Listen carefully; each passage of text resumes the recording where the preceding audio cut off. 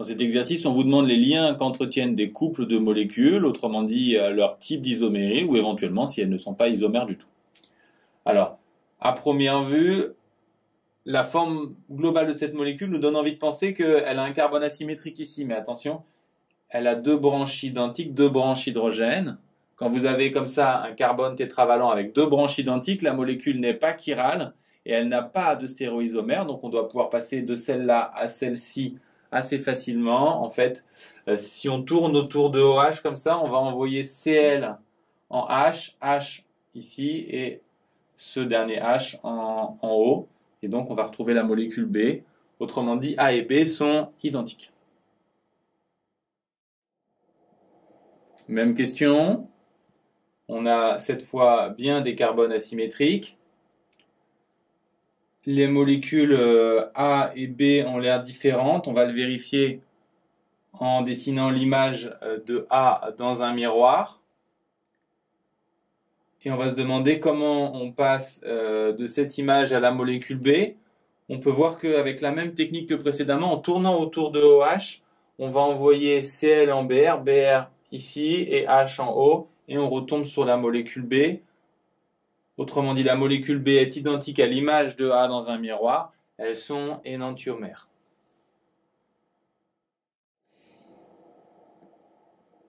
Remarque importante, si vous avez affaire à une molécule avec un carbone asymétrique, comme ici, et que vous avez deux branches en commun, et que les deux autres, on voit ici, sont permutées, alors les deux molécules sont forcément énantiomères l'une de l'autre.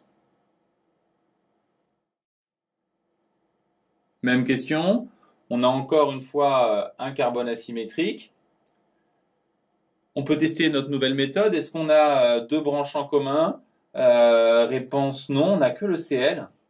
Et en fait, vous pouvez retenir que quand on a une seule branche en commun, les molécules sont identiques. On va le vérifier ici. On peut par exemple envoyer CH3 devant. OH va être derrière et H va arriver à droite ici. Les molécules A et B sont donc identiques. Toujours la même problématique, on cherche le type d'isomérie entre ces deux molécules. Alors si on les regarde attentivement, on voit qu'elles sont complètement identiques à droite. Et à gauche, il y a uniquement une permutation là entre OH et H. S'il y a une seule permutation, c'est qu'elles sont différentes. On va maintenant se demander si la molécule B n'est pas par hasard identique à l'image de la molécule A dans un miroir pour savoir si elles sont énantiomères. Si on regarde les deux molécules, on voit que c'est pas évident de les comparer puisqu'elles sont pas les liaisons sont pas du même côté. Donc on va retourner par exemple la molécule B pour obtenir cette représentation. Même si on regarde ces deux représentations, les comparer n'est pas forcément évident. On peut voir que si on envoie CH3 en haut, OH en bas et H ici au milieu devant, on va retrouver le côté droit. Par contre, du côté gauche, on a Cl, mais on a une inversion ici des deux branches. Donc en fait, la molécule B, qu'on a retournée ici, est différente de l'image de A dans un miroir.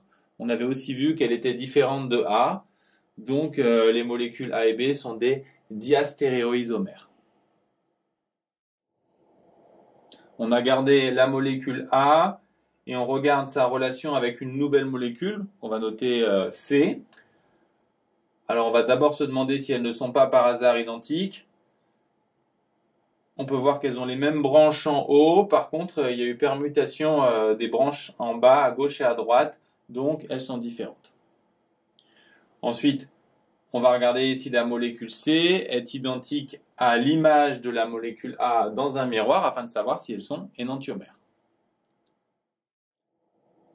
Comme les éléments à gauche dans la molécule C sont à droite dans la molécule image miroir de A, on va retourner la molécule C comme d'habitude et se demander si on peut passer par des rotations de cette molécule à celle-ci. On peut s'apercevoir que oui, si on envoie H au milieu ici, CH3 en haut et OH en bas, on a exactement la même configuration à droite et de même à gauche, si on envoie Cl en bas, H au milieu et C2H5 en haut, Autrement dit, la molécule C est identique à l'image de la molécule A dans le miroir. Elles sont énantiomères. Dernière question, on a gardé la molécule A et on cherche sa relation avec la molécule D ici. La première chose qu'on doit constater, c'est que les éléments qui sont à droite dans la molécule A sont à gauche dans la molécule D. Donc pour les comparer, on va retourner la molécule D, comme on l'a fait plusieurs fois, et on va se demander si cette molécule est identique à celle-là. Et en cherchant un petit peu, vous devez vous apercevoir que si vous envoyez H au milieu, C2H5 en haut et Cl en bas, vous retrouvez la même configuration que la molécule A à droite. Et si vous envoyez OH en bas, H au milieu et CH3 en haut, vous retrouvez le côté gauche de la molécule A. Autrement dit, A et D sont identiques.